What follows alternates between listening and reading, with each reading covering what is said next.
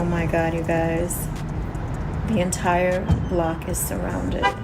They will not let me come home.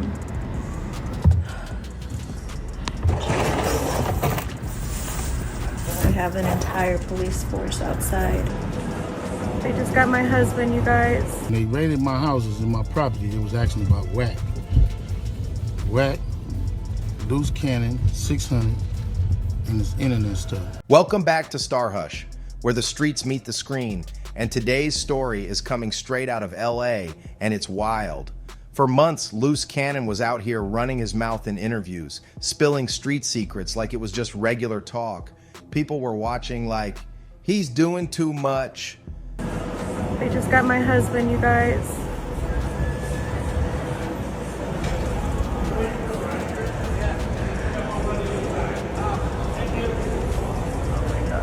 Side with my son, right? He's 6 months. So her and her mom went to Starbucks to go and get something. So when they come back, she see all the cones and everything around there, right? So she called me. She was like, "They not letting me on the block. They saying there's a hostage." She asked her what house, and she went to go ask, and then they was like, "Oh, baby, they talking about our house." She know I don't have nobody kidnapped. She just left me 10-15 minutes ago, right? So I told her like talk to him. I said, but film it just in case I come out the house and they. And everybody knew it was only a matter of time before the feds came knocking. And boom, once his wife dropped that video online, it was clear his time was up. But nobody expected what came next. The official indictment, packed with some shocking revelations about crimes that weren't even on the public radar. Stuff that only the streets and the feds had whispers about.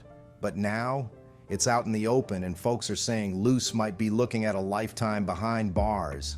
Negotiator came and was trying to talk to me, so I got stuff in the house. You get what I'm saying? Yeah. So what a real hood dude is doing is hiding and stashing everything. The lady, she was like, "Oh, we just want you to come with your hands up." So I took off my shirt, walked with my baby in the arms, put my hands up, walked back or whatever.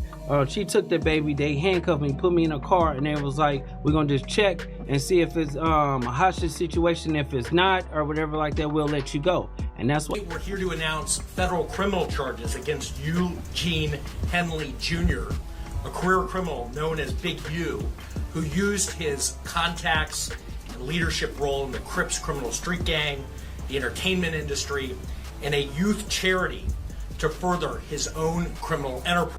Even Big U, the man many claim has long held weight in LA, allegedly connected to extortion moves and even linked to the tragic murder of a rising rapper, he's out here pointing fingers at Luce Cannon, blaming him for the heat that's crashing down on the Rollin' 60s Crips right now. It's messy out here. What's the update? What's going on? When they picked him up, they took him to Henderson facility to get transported. He's going to be transported in the morning. I did just get off a call with him, and he's doing all right. We have good faith that this is all going to be debunked. Best believe we will win this case because it's all BS. It's all hearsay. There's no actual facts. It's based off of a podcast interview. At the end of the day, they have no evidence against my husband. They can say what they want to say. They got nobody testify against my husband, and I know that for a fact. In my houses and my property, it was actually about whack. Whack, Luce Cannon, 600, and this internet stuff. All of y'all filed. All y'all who be sending around the internet, all y'all who be promoting and listening to it. Let's break it all down.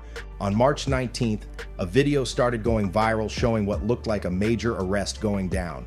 The clip, which popped up on No Jumper's X page, showed federal agents taking Luce Cannon into custody. And the wildest part? The video was taken by a woman who claimed to be his wife. And this wasn't even the first time Luce had law enforcement at his door. Just 1 week earlier, Charisse Mills, his wife, had gone on social media and posted that their home was being raided by cops. She said she wasn't even allowed to step inside, and apparently Luce was inside during the whole thing, but somehow he didn't get arrested then. Strange, right? Well, here's where it gets even weirder. on phone, he FaceTimed me. So he FaceTimed me and stuff like that. He was like, Nipsey just got killed. I'm like, 6-0, I didn't hear that. So I hang up with him.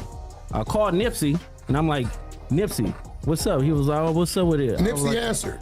After I talked to Nipsey and I was like, yeah, I love you, cuz, or whatever like that. I'll see you later or whatever. So I hung up the phone. I thought, Big, you gave wrong information. 30 minutes later, the homies blowing me up like they was really jealous of Nipsey Hussle, homie. All the big homies in the set was jealous of Nip because all the young love Nip.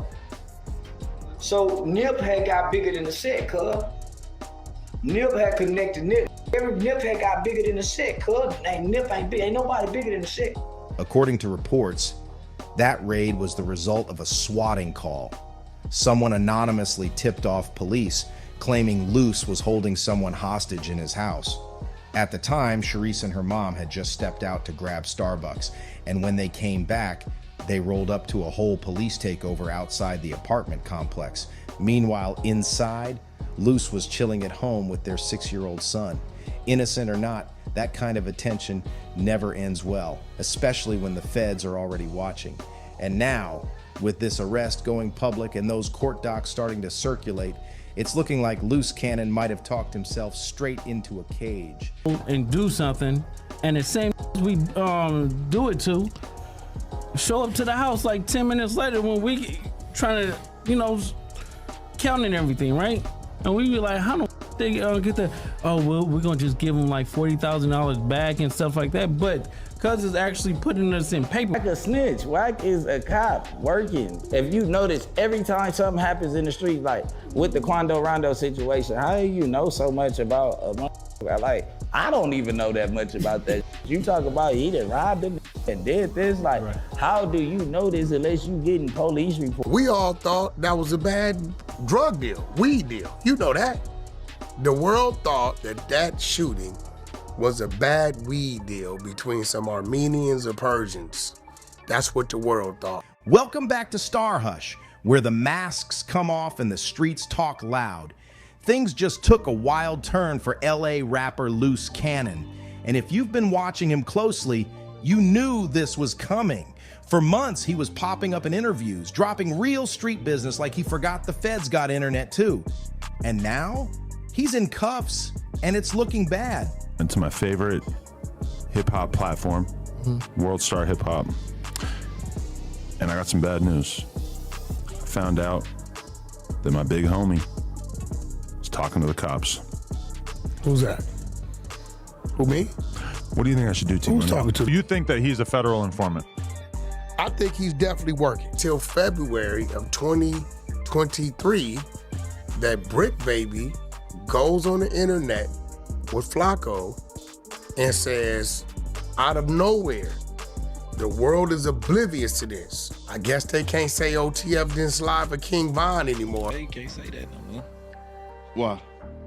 Oh yeah, because of no. Like, who died? You can't say that no more. Oh, because of FBG Cash? Or who? Nah, because So here's what went down. When the heat came knocking, it wasn't a surprise to Luce Cannon or his wife. She got word first that police were rolling up heavy, so she called him in a panic. Luce told her something cold. Mom, film it, post it. If anything happens, the world better see it. That right there shows you just how serious it was. He wasn't worried about going viral. He was worried about not making it out alive. The feds get on Brick. We don't know this. We're under the presumption that it's an AK-47 case. But what really happened was they came there to get his cell phone. Why would the DA reject the charge? It's not they rejected. They just is not enough evidence for them. They got to look at the case and say, can I beat this? You go in there and look at that report. Number 4 is a local guy that was dropping Quando's location. Now let's not sugarcoat it. Luce was no choir boy. Everybody in LA knew he had Rollins 60s ties and that his place wasn't exactly church clean.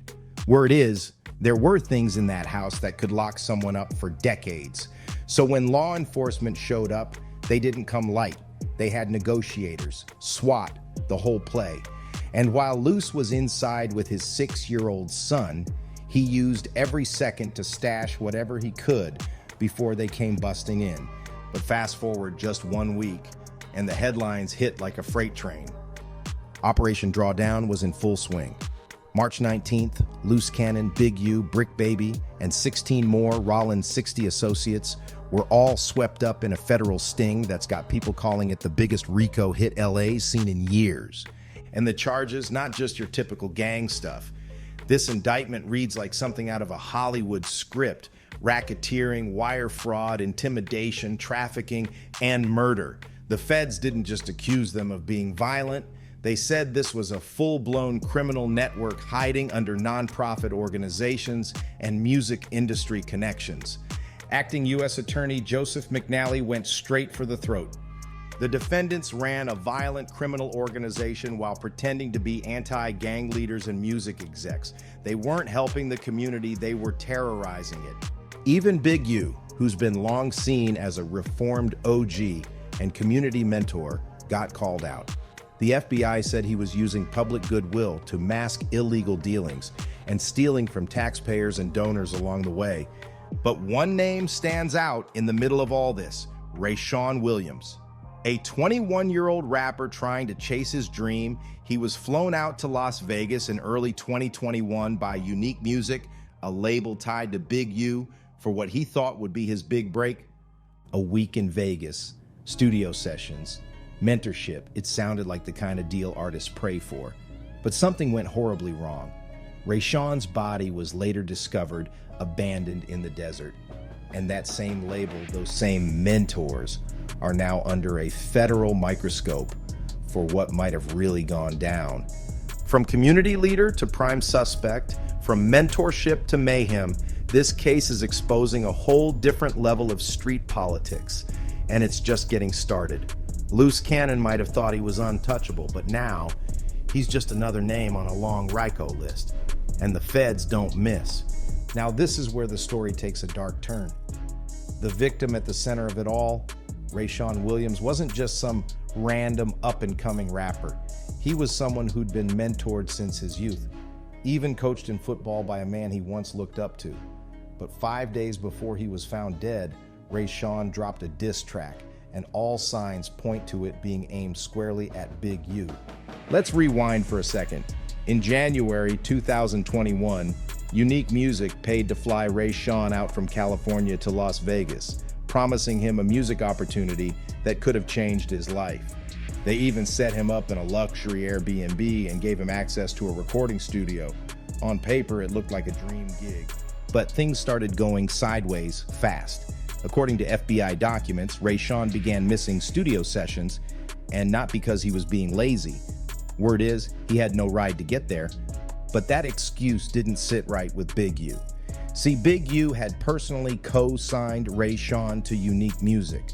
So when the rapper started missing sessions, it looked bad on him, real bad. The feds believe Big U took this as a major sign of disrespect, especially when paired with the lyrics from that newly recorded diss track. The track supposedly threw shade on Big U and questioned his whole operation. To someone like Big U, that wasn't just music, it was a public insult. And in the street world, that kind of move can be dangerous. So what happened next? Big U and his alleged associate, Demetrius Meech Robinson, left LA and made a 4-hour drive straight to Vegas. They were on a mission.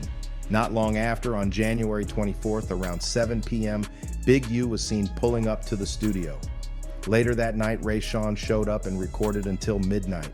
At 12:30 a.m., Big U left the studio, and right after that, witnesses noticed something strange. The dark gray Lexus Big U and Meech had been driving, gone. Then things get even darker. At 1 a.m., Big U's phone mysteriously stopped reporting GPS data. It didn't start tracking again until 2:15 a.m., a whole missing hour and 15 minutes. And during that same time, at 1:13 a.m., surveillance footage from Rayshawn's Airbnb showed a gray or silver sedan pulling up. Rayshawn climbed out the passenger seat, went inside, grabbed his suitcase, and walked back out. That moment was the last time he'd be seen alive. The feds are piecing it all together, and from the looks of it, that diss track might have cost him his life. Now this next part, it's straight up eerie, like something out of a crime thriller. Rayshawn wasn't supposed to check out of that Airbnb until the next day. and his flight back home wasn't booked until then either. But the way he moved that night, it's like he knew something was off, something was coming. Then, at 3 a.m., just hours after Rayshawn was last seen, Big U reappeared at the studio, alone. Witnesses say he looked soaked, like he'd either been sweating heavy or maybe drenched in water.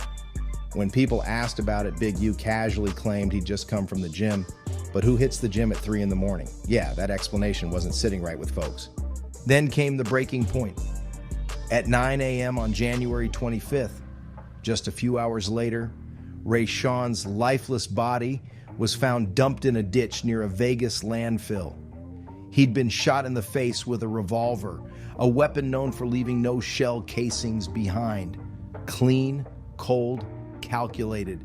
And just when you thought it couldn't get more suspicious, it turns out Big U allegedly ordered the removal of recording gear from the studio, equipment that might have captured key moments of that night. On top of that, he's accused of having surveillance footage destroyed, possibly footage that showed him and Rayshawn leaving together before the murder.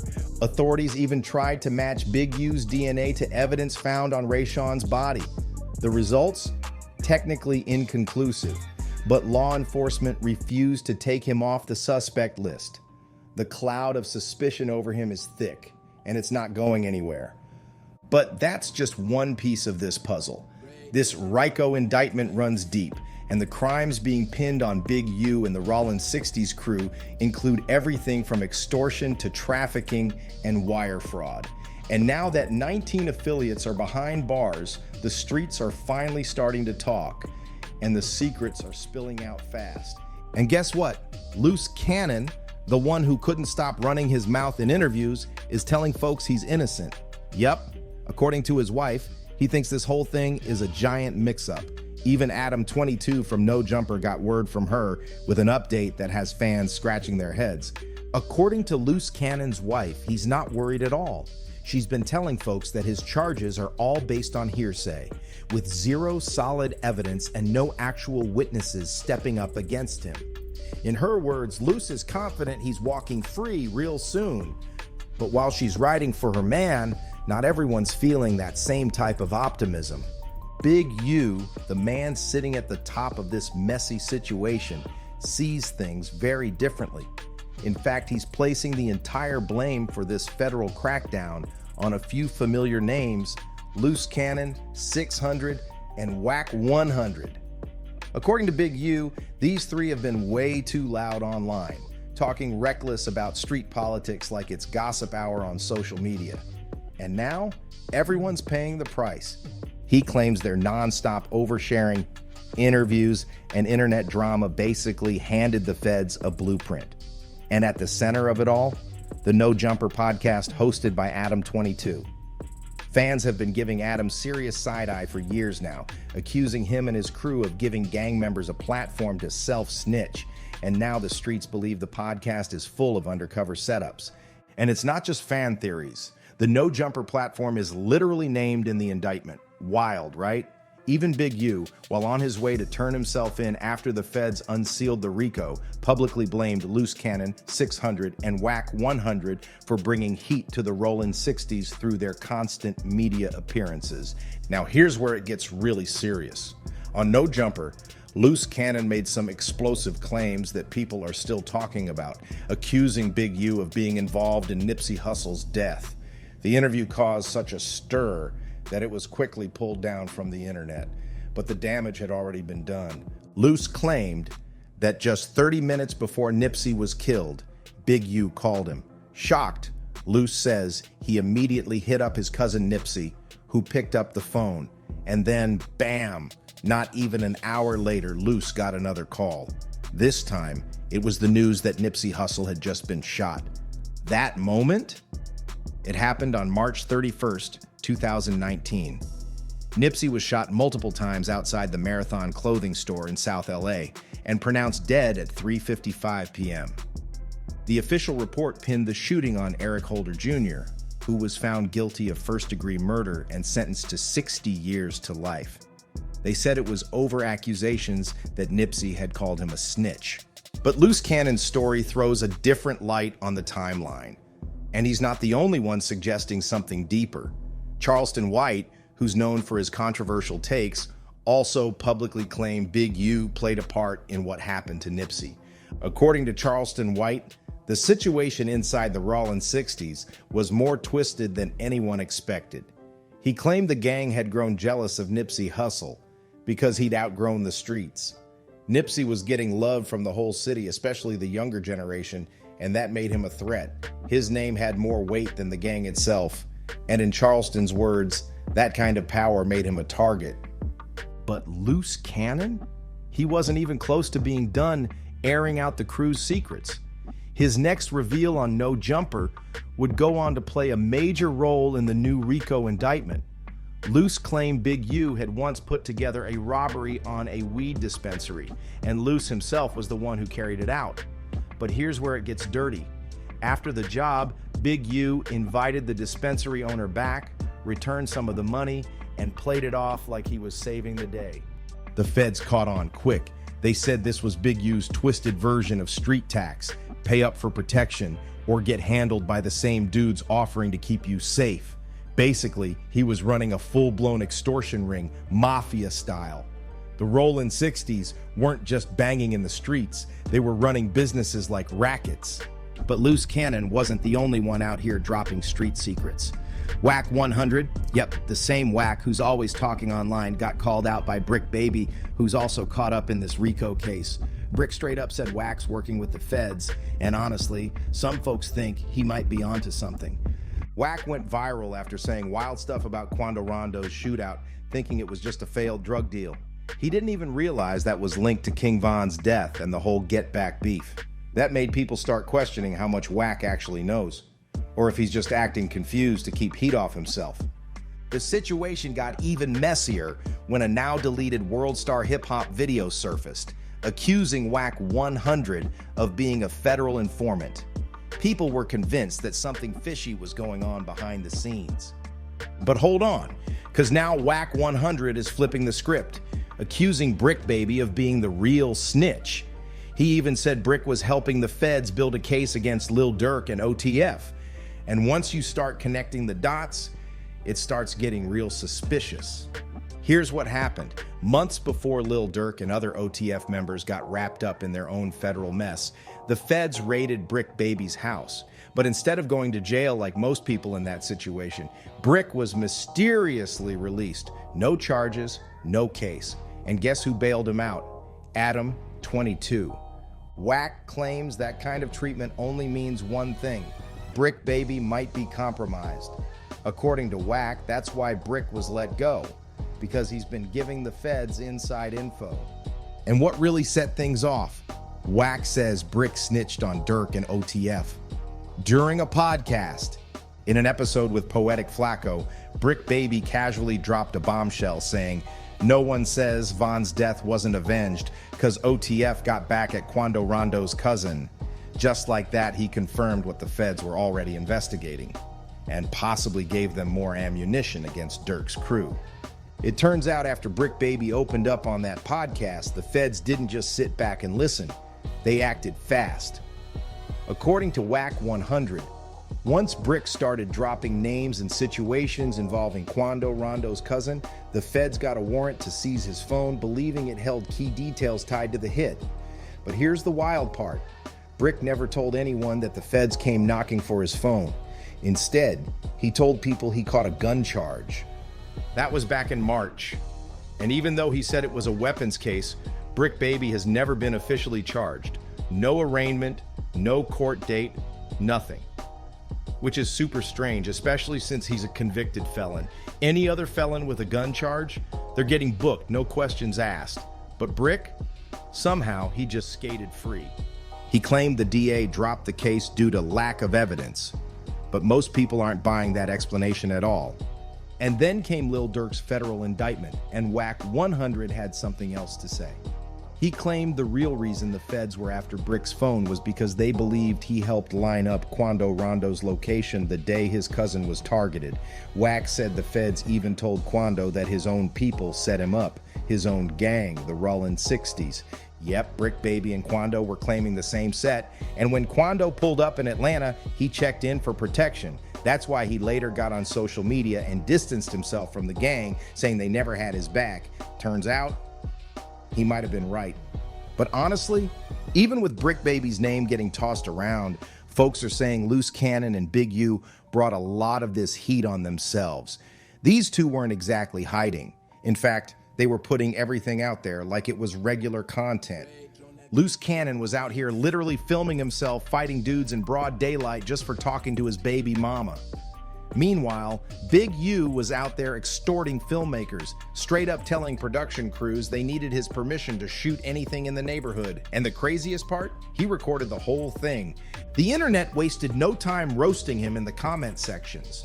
One user said, "Imagine extorting your own people trying to do something positive, then filming yourself like it's a flex."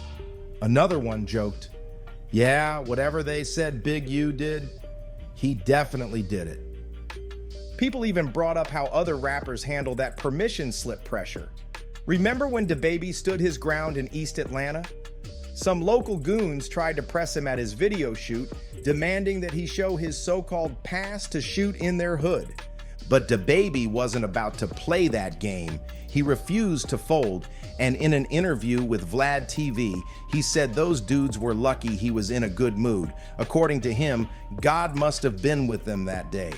Because DaBaby, he's not the type to back down, and he's already been in a situation before where he pulled the trigger and walked away claiming self-defense, even though the CCTV footage had people questioning who really started it. But back to Big U, he's not the only gang figure that's recently had to face the music with a RICO case.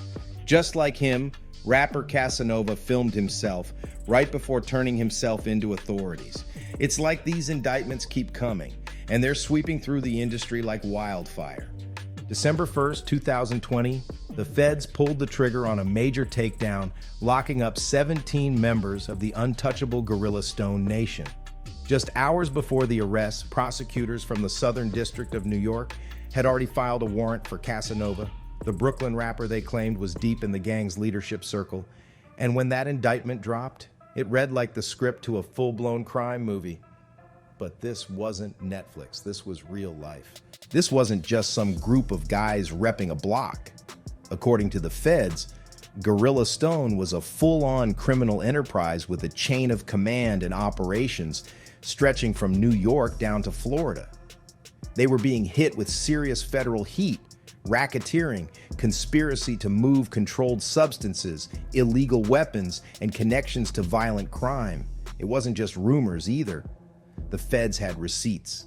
Casanova's music career, his image, his social media, all of that, the government said, was used to help amplify the gang's street status, making them look more official, more feared. And with those accusations came the biggest threat of all: life in prison if he was found guilty of racketeering conspiracy. At first, Cass tried to hold it down. He pleaded not guilty and kept it quiet. But on May 11th, 2022, the pressure cracked him. He did what 12 of his other co-defendants had already done. He took a deal. Casanova pleaded guilty to racketeering and drug charges, telling the court he was involved in a shooting at a Florida party in 2020, a robbery in NYC in 2018, and helped move over 100 kilos of marijuana. Meanwhile, others like Luce Cannon, Brick Baby, and Big U are probably regretting every word they ever said in front of a microphone. Because now, every interview, every live, every Instagram post is being pulled into evidence. But the RICO wave didn't stop with them. Another set of gang members got caught slipping on the internet. O Block. On October 13th, 2020, the feds rolled in and arrested 5 members of O Block, accusing them of being behind the murder of rapper FBG Duck. The men, C Murda, Kenny Mac, Loss, C Thang, and Muop, weren't just hit with 1 or 2 charges. They were slapped with murder, racketeering, gun charges, and assault with deadly weapons. And this wasn't just about prison time. They were facing mandatory life sentences if convicted. FBG Duck's killing was one of the boldest hits in recent memory. Broad daylight on Chicago's upscale Michigan Avenue, right in the middle of the Gold Coast. The message? Loud and violent. But the feds say they've connected the dots, and with the help of social media lyrics and surveillance footage, they're confident these 5 were part of a gang-driven execution. So whether it's Casanova's camp, the Rollin 60s, or O Block, it's clear talking too much online is ending careers and closing doors. Literally, the feds are tuned in, and once they build that RICO case, there's no backing out. Just a few weeks before the arrests, cameras captured the chilling moment it all went down. A black vehicle pulled up right outside a busy store. Then, chaos. Armed men jumped out, spraying bullets in broad daylight, while FBG Duck tried to run for his life. But it was too late. He was hit multiple times. After the hit, the shooters rushed back into their getaway car, while another vehicle, a gray Chrysler, peeled off from the scene, speeding through traffic and leaving Duck lying in the street. What makes this even more disturbing is that CCTV footage later revealed law enforcement had been trailing that same gray Chrysler all the way back to O Block. They didn't make arrests that day, but that footage played a key role in building the case. And the real twist, the killers basically confessed, not in court, but on camera. In their own videos, O Block affiliates straight up said FBG Duck was targeted because he disrespected one of their fallen homies, T. Roy, in his diss track Dead, which dropped just a month before Duck was killed. That diss hit deep, and in gang culture, that kind of disrespect doesn't slide. At first, the streets and even the feds thought King Von had put the bounty on Duck's head, especially since T. Roy was Von's closest friend. But then came a wild bombshell on Vlad TV from FBG Buddha. He claimed that it wasn't Von, but Lil Durk, who was actually linked to the plot. According to Buddha, Durk was allegedly about to fly out some of the alleged shooters on a private jet just days before they were taken down by the feds. In the end, all 5 O Block members involved in the hit were found guilty. And now, they're looking at life in federal prison with no way out. The question is, could Luce Cannon be facing the same fate? Only time will tell, but that RICO heat is real. Stay locked in, my stars and hushers. Don't forget to like, drop a comment, and subscribe for more street tea and exclusive deep dives. Catch you in the next one.